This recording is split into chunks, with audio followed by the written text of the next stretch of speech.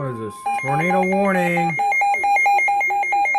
Tornado warning for southeastern Tazewell County, west central McLean County. That's for my county. 12:30 a.m. At 12:03 a.m., a severe thunderstorm capable of producing a tornado was located over Green Valley, or 12 miles north of Mason City, moving east at 65 miles per hour. Expected hazards include tornado and quarter-size hail. This is a radar-indicated threat. The following impacts are expected. Flying debris will be dangerous to those caught without shelter. Mobile homes will be damaged or It's destroyed. just south of Morton. Good. Damage to roofs, windows, and vehicles will occur. Tree damage is likely. This dangerous storm will be near Hopedale around 12:15 a.m.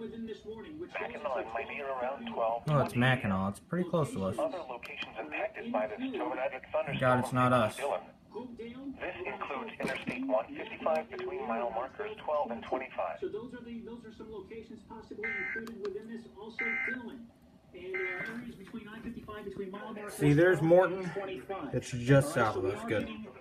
Thank God it's not here.